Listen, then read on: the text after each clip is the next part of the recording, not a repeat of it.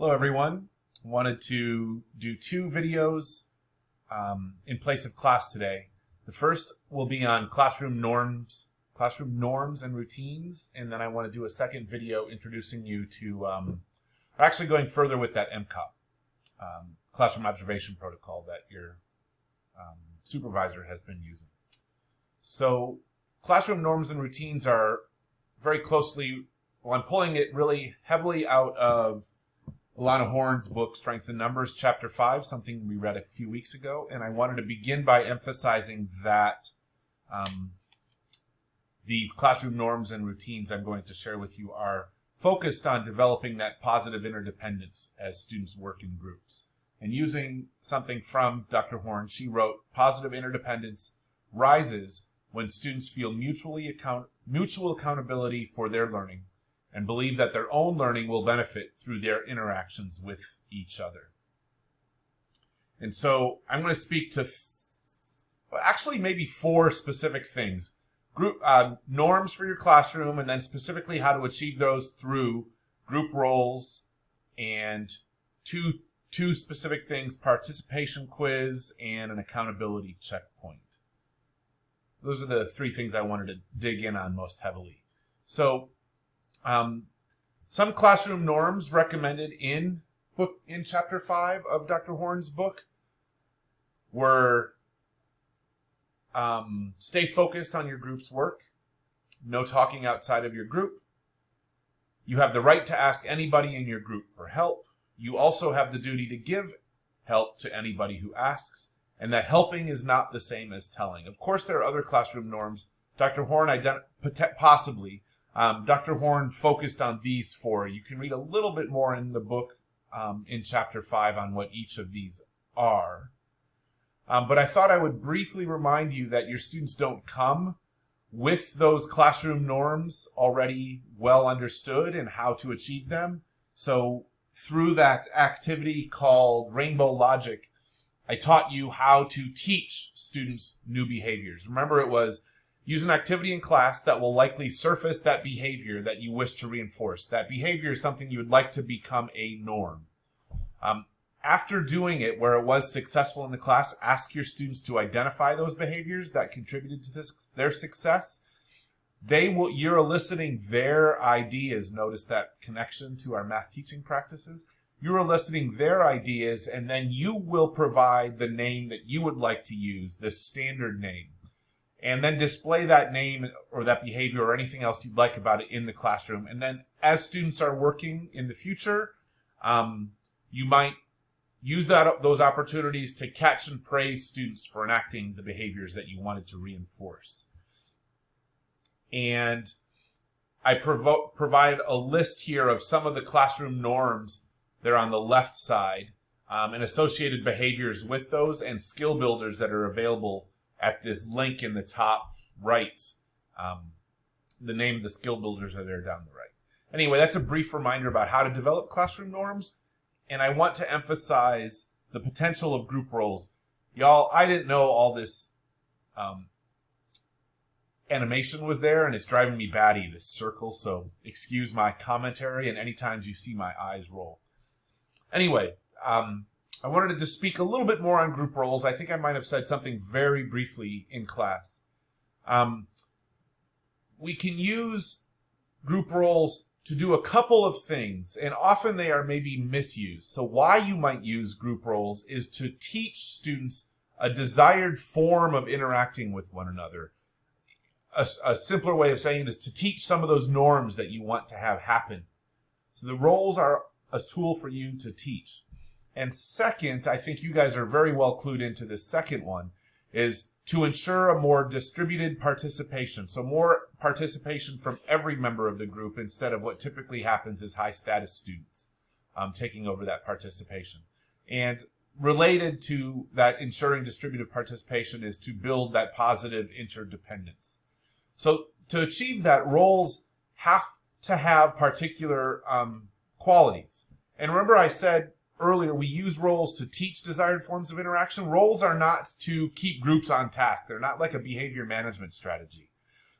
Behavior management roles would be like what? You see this my last bullet, what roles are assigned to parts of the task themselves and would include jobs like somebody graph, somebody get the materials, etc. So instead of behavior management, I suggest how roles. How roles describe how the work is to be done. How the work is to be done. So how do we work together? This would include jobs like facilitator, skeptic, or questioner. I'm going to share some sample roles in just a moment. But to make sure the group roles work well, make sure that the responsibilities of each role are clear, not only to the person who's carrying them out, but to all the members of the group.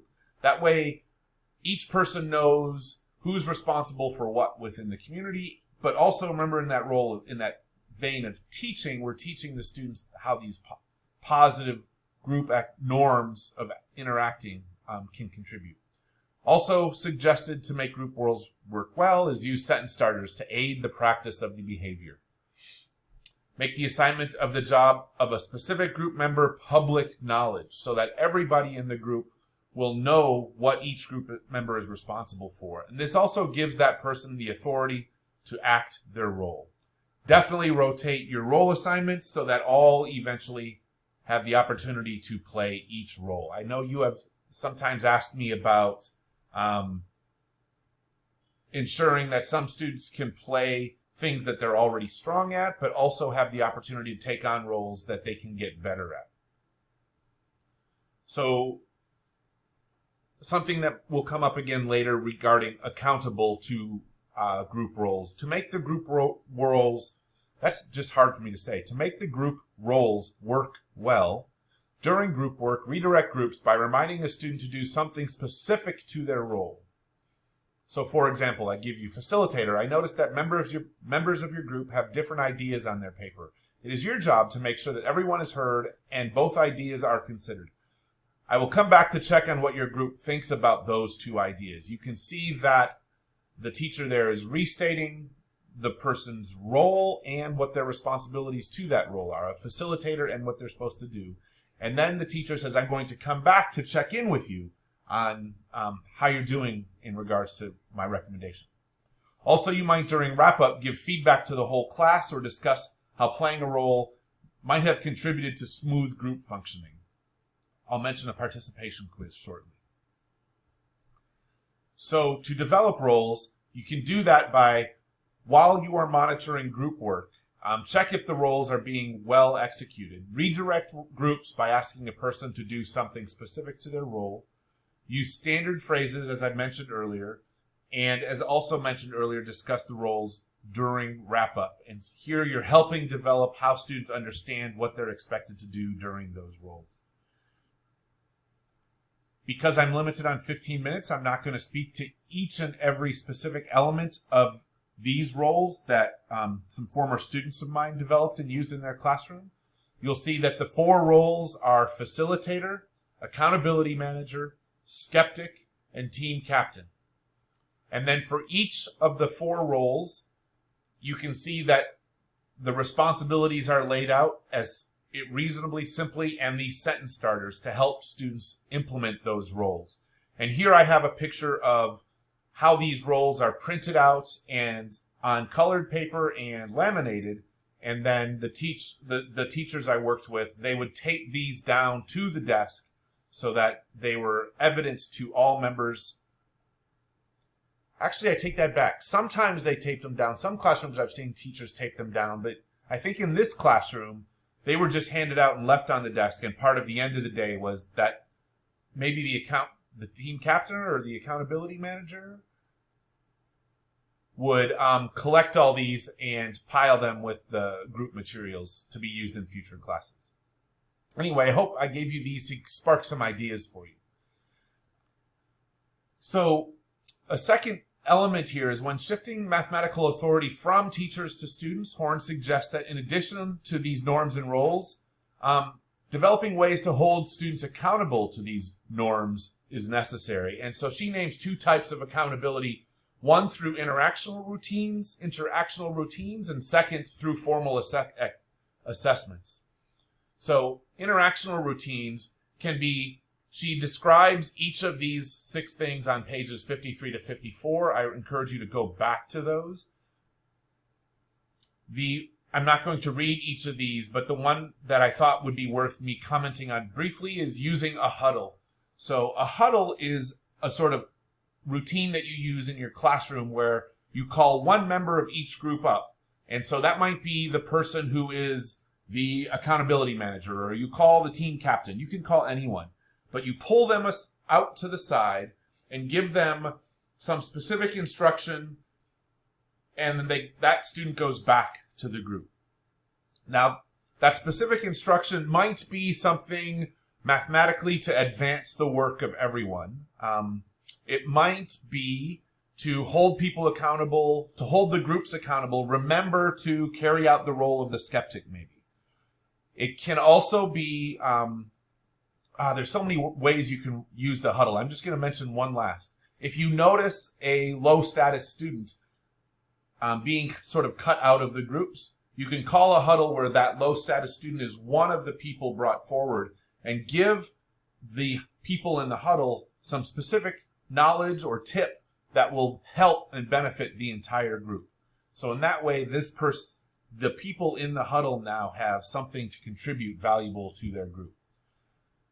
You can hold students accountable through these formal assessments as well. And again, Horn lists 7 formal assessment strategies in her book. I'm going to encourage you to go back to them.